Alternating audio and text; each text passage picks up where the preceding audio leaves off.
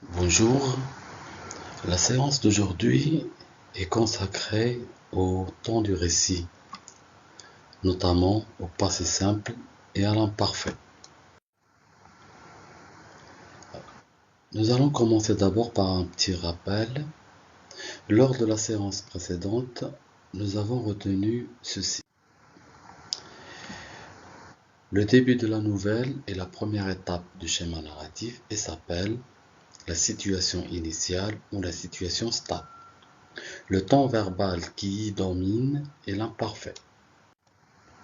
La deuxième étape de la structure narrative est l'élément modificateur. Cette étape accuse un changement de la situation stable, c'est-à-dire il marque un certain changement. Nous avons une certaine stabilité, une certaine tranquillité, et cette stabilité ou cette tranquillité sont brisées, cassées par cet élément modificateur qui vient tout changer et du coup relancer l'histoire. Sans élément modificateur, il ne peut y avoir d'histoire. Cette étape, elle est également dominée par l'emploi du passé simple. Ainsi, comme ça a été dit lors de la séance dernière, l'objectif de cette séance ou les objectifs de cette séance seront les suivants. Nous allons essayer de saisir la différence entre le passé simple et l'imparfait et nous allons apprendre à utiliser correctement ces deux temps du récit, l'imparfait et le passé simple. Nous allons commencer par l'imparfait. D'abord, l'imparfait, c'est le temps de la description. Si vous voulez rédiger une description, vous devez conjuguer vos verbes à l'imparfait. Regardons l'exemple que nous avons. Elle n'avait sur elle que de la toile trouée, pas un chiffon de laine. On voyait sa peau çà et là. Et l'on y distinguait partout des taches bleues ou noires qui indiquaient les endroits où la Thénardier l'avait touchée. Ses jambes nues étaient rouges et grêles.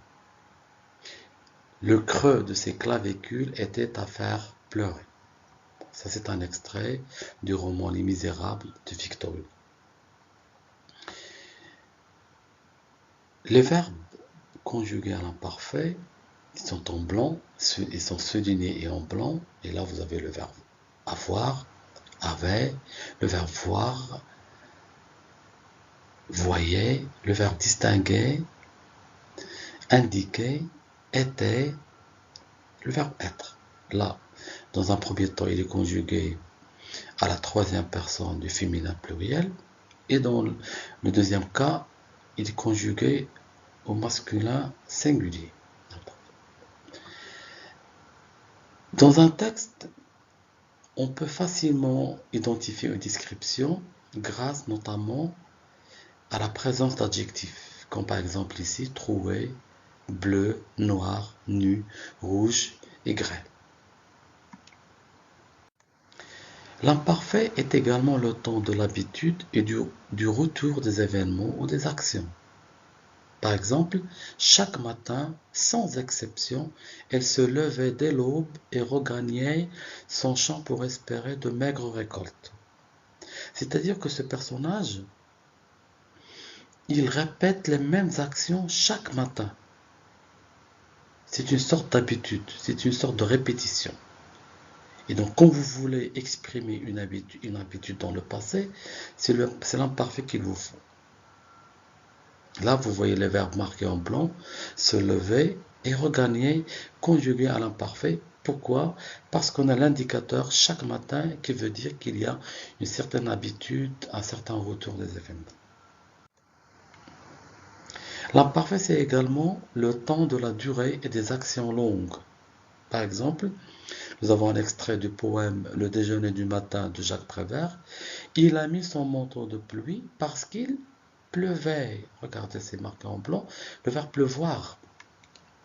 C'est-à-dire que l'action de pleuvoir on ne sait pas à quel moment il a commencé, hein, on ne sait pas à quel moment il va finir. Donc c'est une durée indéterminée, c'est une action longue, inachevée. Regardez le deuxième exemple. Alors commençait une interminable journée de labeur. Le labeur, c'est-à-dire le travail dur. La pauvre vieille ne ménageait pas son corps ratatiné.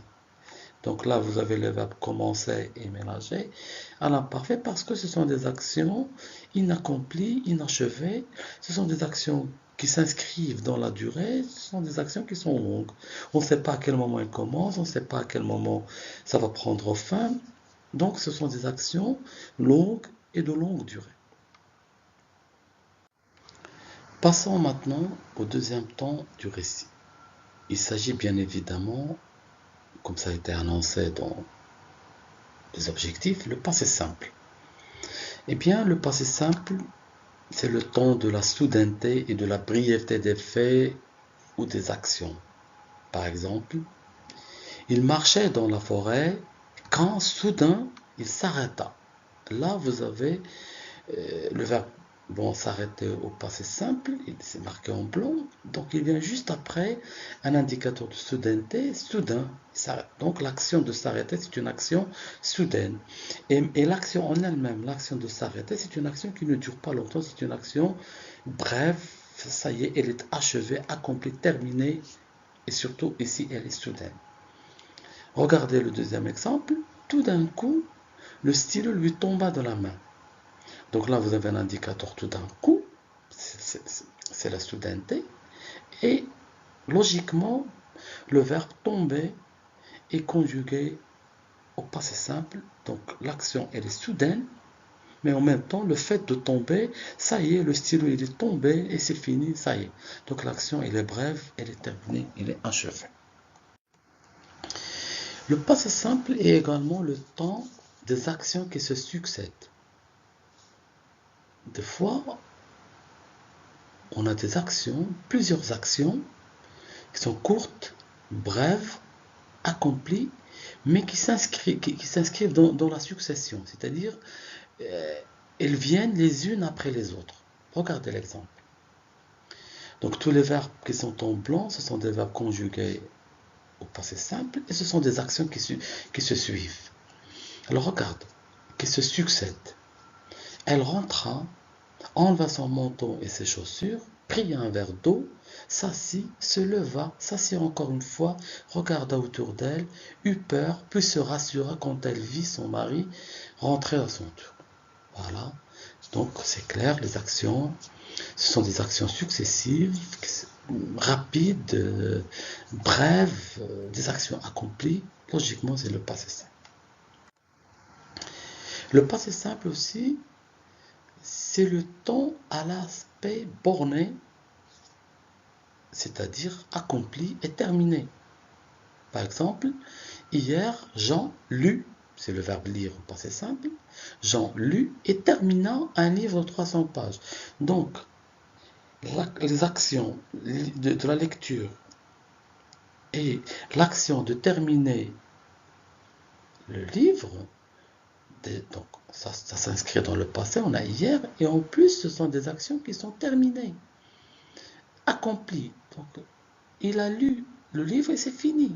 Donc, il a terminé. Et le deuxième exemple, hier, il venta, c'est-à-dire il y a eu du vent, il venta et fit froid. Récapitulons. Nous avons vu deux temps du récit. L'imparfait, qui est le temps de la description, par exemple, elle était adorable. C'est le temps de l'habitude, la répétition. Donc, chaque dimanche, la famille allait à la forêt. Et c'est un temps de la durée. L'avion montait dans le ciel. Le passé simple, quant à lui, c'est le temps de la soudaineté. Soudain, la porte claqua. Les actions successives. Il se leva, lava son visage, prit son café et sortit. Donc vous voyez les actions qui se suivent. Et enfin, le passé simple, c'est le temps de l'aspect borné terminé. Hier, il planta un poteau devant chez lui. Ça y est, l'action de planter le poteau, ça y est, c'est terminé.